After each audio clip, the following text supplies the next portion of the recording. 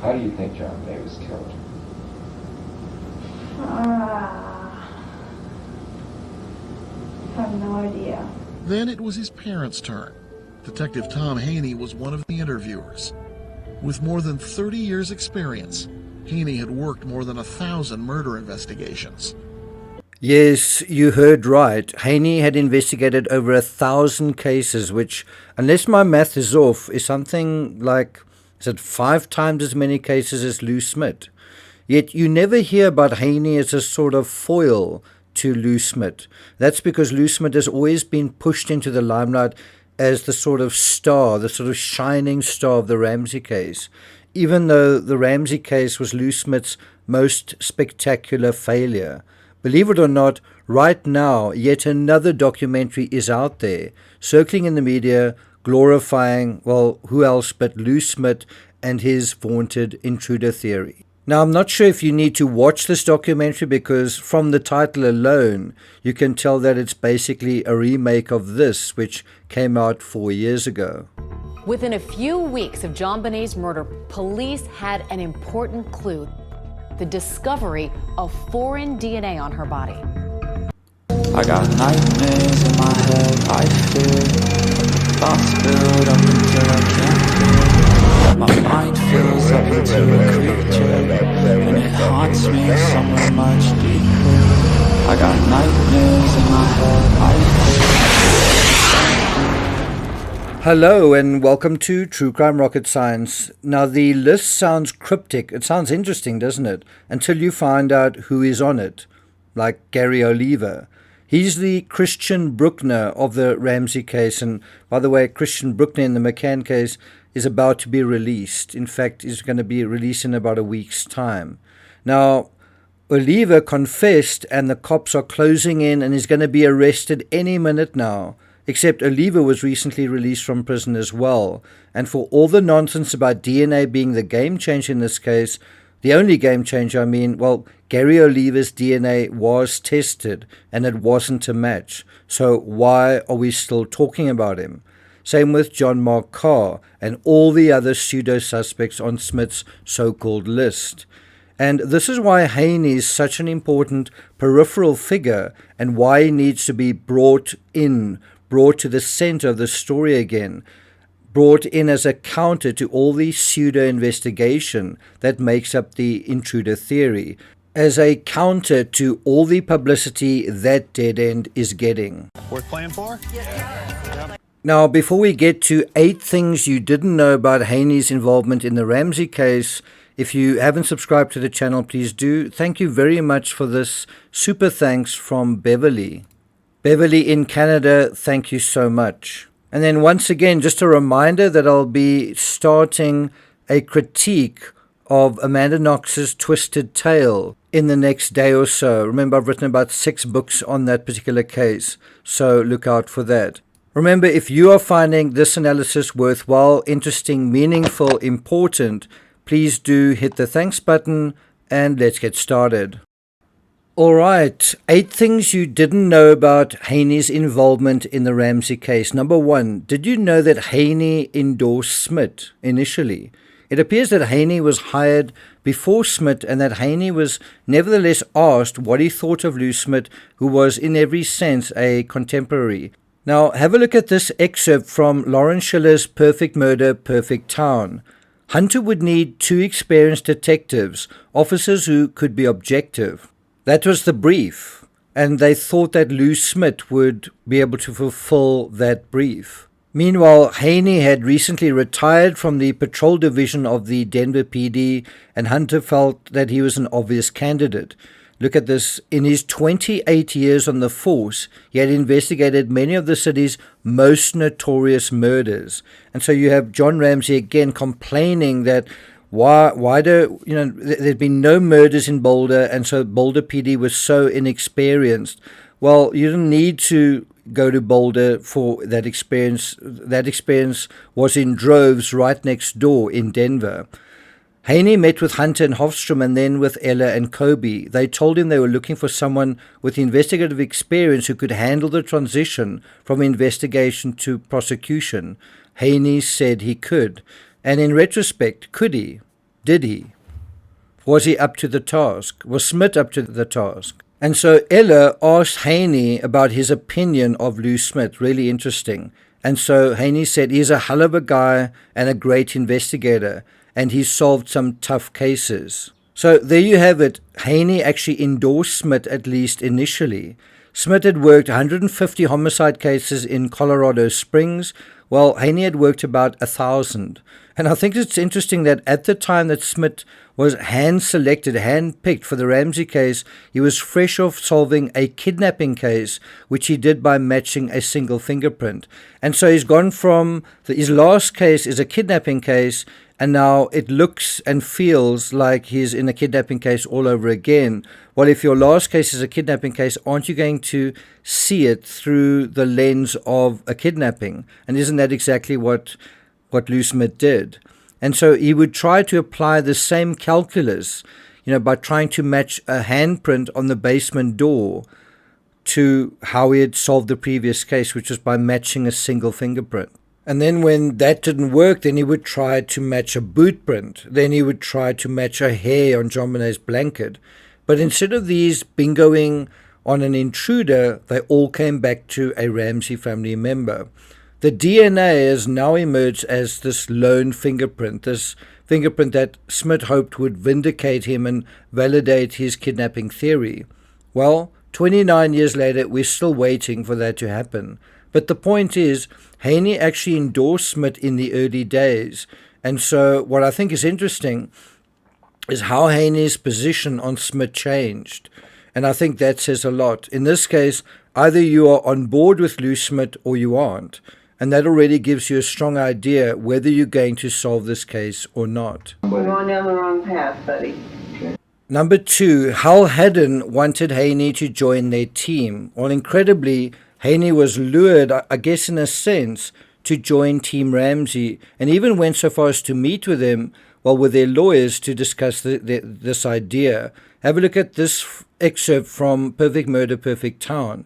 Coincidentally, Hal Haddon, one of John Ramsay's lawyers, asked Haney to join their team. Haney had never worked on the defense side, and he had some concerns about this, but he met with Patrick Burke nonetheless. Now, if Smit had a feeling in his gut, perhaps divinely inspired, that the Ramsays were innocent, Haney wasn't so sure. I'm not sure I could rule the Ramsays out, Haney told him. They'll sit down with you, Burke replied. That's a Ramsay lawyer. They'll answer all your questions. But Haney wanted to ask if the Ramsays had taken a polygraph, and he didn't ask that question because he decided it would be rude. The next day, Haney called Burke and declined the job. He just had that feeling in his gut. Now you can see where Haney is coming from. He was right to want to polygraph the Ramsays. It's what you tend to do kind of at the early stage. And what's interesting is how long they actually took to do this and how iffy that narrative is. In the end, the Ramsays only deigned to do polygraphs based on media pressure. I think this was in 2000. And as long as it wasn't the FBI doing the tests, which I think also says something. On to number 3. Haney's position was follow the evidence rather than to defend any particular theory. And that is also my approach, which is why I think I like Haney so much. So if we go to this excerpt from Perfect Murder, Perfect Town, in late May, I think this is 1998, Haney could see that the police had only one opinion, namely that the Ramsays had killed their daughter. Some on Hunter's staff, however, were more flexible. Haney felt it was definitely better to talk about evidence, interviews, and scenarios without making preconceived judgments. Haney worried that both Steve Thomas and Lou Smit had lost their perspective. So what's quite interesting is Haney is somewhere in the middle ground. He's not really on Lou Smit's side, but he's not on Steve Thomas's side either. He's sort of, let's just see where the evidence takes us. It wasn't that they were unprofessional in meetings, but they had forgotten to keep an open mind. That was his position. That brings us to number 4. Haney accepted John's version of seeing the white blanket in the dark. One of the issues in this case, and certainly one of the issues in terms of John's story, is this idea that he seemed to see JonBenet in the basement even before he turned on the basement light. And so this was an area that the investigators wanted to test, wanted to examine. And so when Haney did it, he felt that, if you weren't looking down, you might not see the white blanket in the dark. However, when Tom Haney made the same test, according to Perfect Murder, Perfect Town, he stepped a foot inside and quickly saw the blanket lying on the floor. Well, where else would you look than on the floor if you're stepping into a dark room? One observer, seeing what he called the maze of the house, said that the intruder theory wasn't worth even a footnote. So you can see what is happening is Haney is maintaining a kind of neutral position, even though people on either side of him are kind of gravitating and sort of soldiering and defending their fortress of whatever theory they believe in. And it's quite difficult in a scenario like that to maintain neutrality, but Haney did. And so what was Haney's position? Well, that brings us to point number 5. His position was that no one theory accounted for all the evidence. And what I think is a very interesting position to take is, what if some elements of the intruder theory are true? And what if some elements of the Ramsay did it theory are true as well? Can they be reconciled? In any event, it was Haney's position that neither of these opposing theories could absolutely account for all of the information. I mean, think about it, that heart drawn on JonBenet's hand, where does that come from? Who drew that? Was it a family member who drew that? Was it JonBenet who drew that? Or what if it wasn't? And I think Lawrence Schiller describes it quite well in terms of the difficulty investigators were faced with was whenever the puzzle seemed to be complete, there were always more than a few pieces left on the table. And this is where investigators were in June 1998. And so Haney was going to be tasked with a very difficult task with all the information they had, all the evidence they had, trying to use this to leverage and get something from Patsy. And so to prepare for the new interviews, Haney studied the Ramsay CNN interview, the one that they did on January 1st, 1997. He also studied the transcripts of the police department's April 30th, 1997 questioning. And so if you were in Haney's position, you've got all of this information, how are you going to approach Patsy? Are you going to have a specific strategy in mind, or are you going to, how are you going to approach it? How would you do it? And that brings us to number 6, Haney's flexible interview strategy with Patsy. And I think one can rightly ask, who was the more effective interviewer in terms of Patsy between 1997 and 1998? Steve Thomas or Tom Haney? Which one? So something that's interesting with Tom Haney is as he reviewed all of this material on Patsy, something struck him. And it was that her answers never satisfied him. A new question always emerged after she had responded to a query. And so Haney wanted to keep that in mind as he prepared. According to Perfect Murder, Perfect Town, he decided to start off from a broad outline rather than pre-designed questions.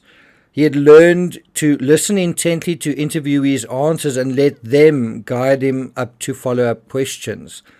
Haney spent a week talking to the detectives. He knew Wickman and Gossage from the period when they had worked at the Denver PD. He'd played softball against Gossage over the years. Haney also spent time with Steve Thomas and Trujillo, who had conducted the first interview. Thomas's insights were particularly informative as far as Haney was concerned. Like Patsy, Thomas came from the South, and that gave him an insider's understanding of her. Haney was also impressed with Thomas's thoroughness and enthusiasm despite 18 months on the case. Meanwhile, at this time, Lou Smit admitted this was the most difficult case he'd ever investigated. 1998 at Broomfield Police Department, right at the time was approximately 9:04. A year and a half after JonBenet was murdered, John and Patsy Ramsay, sitting in separate rooms at the same time, were questioned by Boulder authorities in a Colorado police station.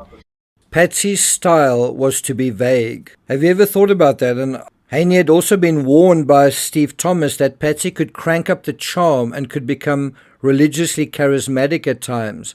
Haney knew he'd have to ignore that when it happened. He wanted to look into her eyes and get direct answers.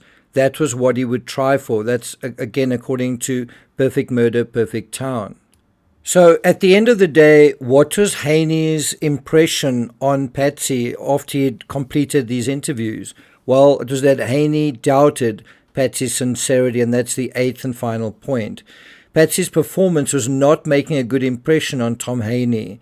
Also, at first, Haney had the impression that Patsy might be acting, but she was admittedly hard to assess. She seemed to have moments of real emotion. Still, he doubted her sincerity. Those are both quotes from Perfect Murder, Perfect Town. She said it was impossible that we had physical evidence linking her to the crime. I'm talking about scientific evidence. I don't give a flying flip how scientific it is. Now, I do think it's interesting when Patsy goes down a path herself, when she says the following. I didn't do it. John Ramsay didn't do it, and we didn't have a clue of anybody who did do it. And we didn't have a clue of anybody who did do it. Didn't have a clue of anybody. Do you notice she seems to hesitate slightly in the midst of this feistiness? Who is she not mentioning here? And think about what she's saying. And we didn't have a clue. We didn't have a clue. One can't help wondering, when both parents found JonBenet, whenever that was, what clues were there for them? After all, about what had really happened. How could they know what had really happened faced with what they found? In a sense, I suspect the same clues we've seen, though perhaps somewhat different, but what did they make of them? Now, what I think many don't consider is that in a real sense, what really happened to JonBenet may be as mysterious to them as it is to us, which is why I think the idea of an intruder feels so right to them.